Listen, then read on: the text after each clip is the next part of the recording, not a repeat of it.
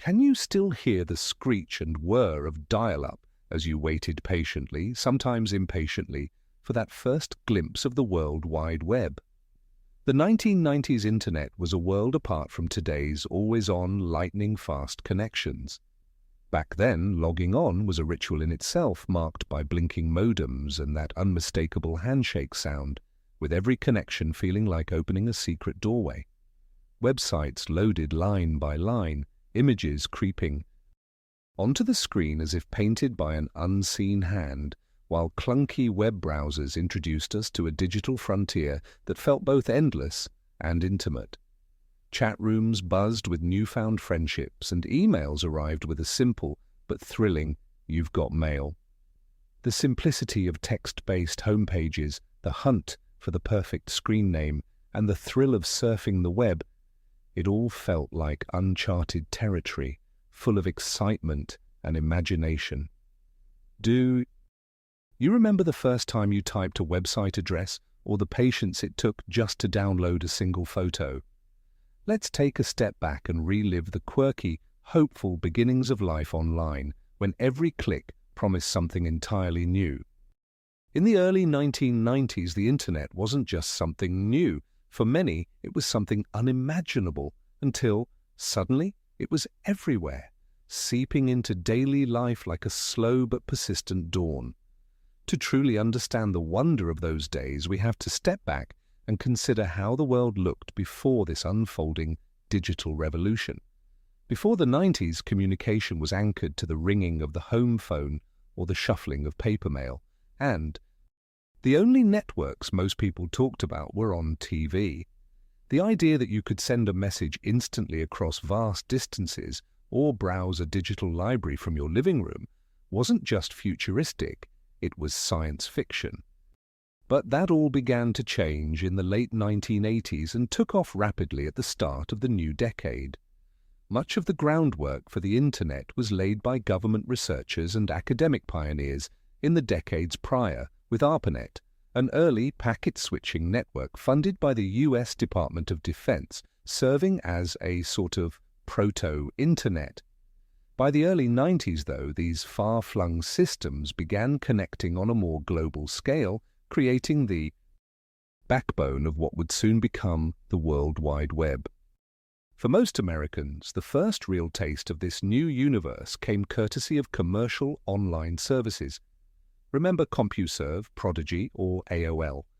These networks used proprietary portals, bustling with message boards, primitive email, and news feeds.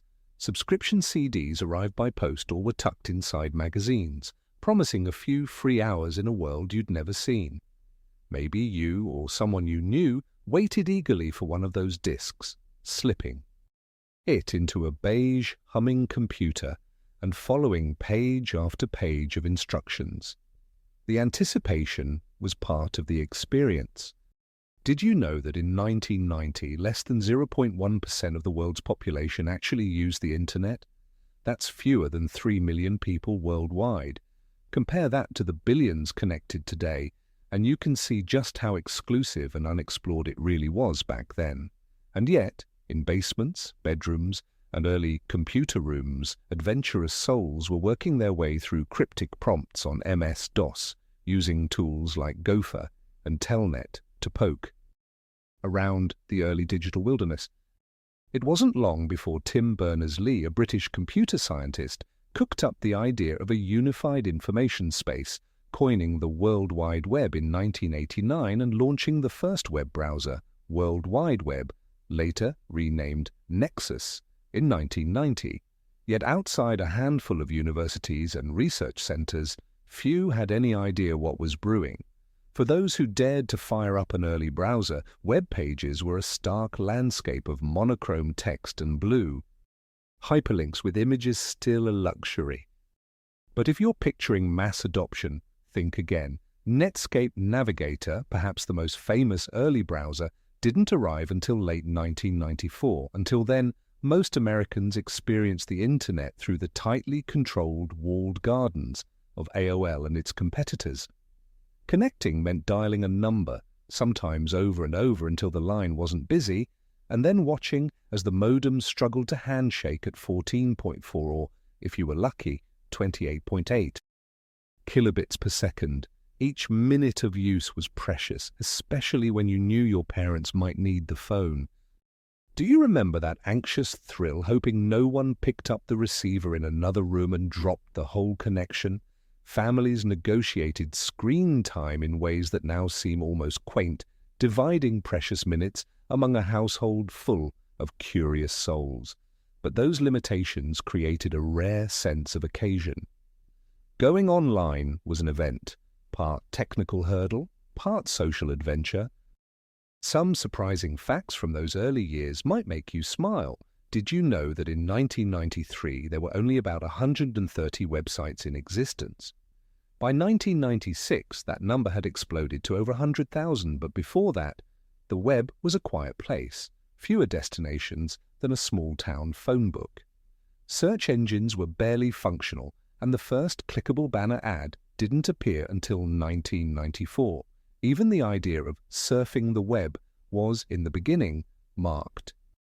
Less by convenience and more by the thrill of exploration. Clicking a link might mean finding a university page on ancient Rome, or a text-only fan site devoted to your favorite TV show, lovingly curated by a fellow enthusiast on the other side of the country. And yet, in spite of the challenges, those early moments of discovery bridged something profound. For the first time, Americans could connect not just beyond their towns, but beyond their country's borders, trading ideas in real time, forging friendships and arguments that would linger long after the computer powered down. Did you ever find yourself marveling at an email from a stranger sent from halfway across the globe? What about stumbling into a sprawling chat room, unsure who you'd meet or what you'd discuss, but knowing it was all new? The early internet was more than a tool, it was a promise. Each slow, noisy connection felt like an invitation to step into a world without a map. Even as websites multiplied and dial-up speeds improved, a sense of digital pioneers charting unknown territory persisted throughout the decade.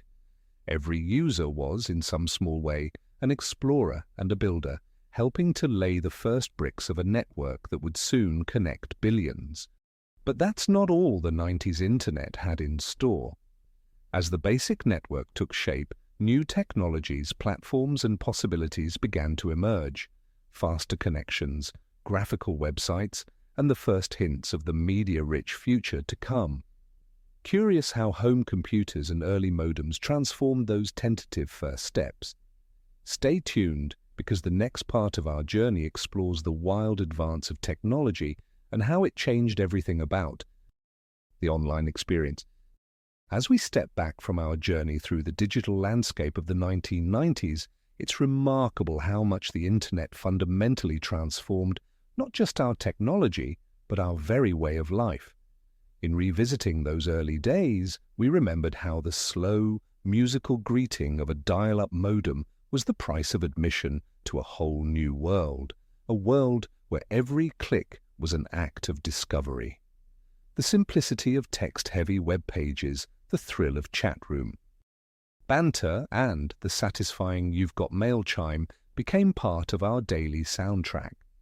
Those of us who experienced getting booted offline when someone picked up the house phone or spent weekends designing a personal homepage with flashing GIFs know just how quickly the internet wove itself into the fabric of our lives, even as it still felt enchanted and unpredictable. The 90s internet was a far cry from the fast-paced, hyper-connected experience we know today. It was a digital frontier, slow and clunky by modern standards, yet bursting with promise. Connecting was never guaranteed. Loading a photograph could take several minutes, and every successful connection felt like a triumph. There was excitement in the unknown. You never quite knew where a web ring might take you or whom you'd meet in a forum dedicated to your favorite TV show or hobby. Technology grew rapidly in those years. New browsers, flashier websites, downloadable music, and early e-commerce layouts all signaled a world rushing toward the future. But for all its growing pains, the 90s internet was about possibility, experimentation, and a gentle kind of community that formed in the anonymous glow of CRT screens. It was a place where questions and curiosity thrived, where families shared a single computer, and online friends sometimes became lifelong companions. Looking back, there's a certain magic in the limits we once faced. The need for patience, the joy of discovery, and the improvisation required to get things working taught us resilience and perhaps a touch of humility. The World Wide Web didn't just teach us about technology, it opened us to a new sense of awe about what we might do, learn, and become, both as individuals and as a society. At a time when so much of life is always on and always connected, it's worth remembering when being online was special, reserved for a few precious moments at a time, and cherished all the more for it. How did the internet of the 90s change your everyday life? Was it connecting with distant relatives over an email, diving into your first online chat room, or creating a homepage for all to see? Please share your favorite 90s internet memories below. Maybe it's the sound of dial-up, the thrill of your first instant message, or the sense of wonder that came from exploring the great unknown. If this trip down digital memory lane brought back fond recollections, don't forget to like this video and subscribe for more stories celebrating the eras that shaped us. Send this along to friends and family who might remember those formative years. Online, or want to learn about how it all began.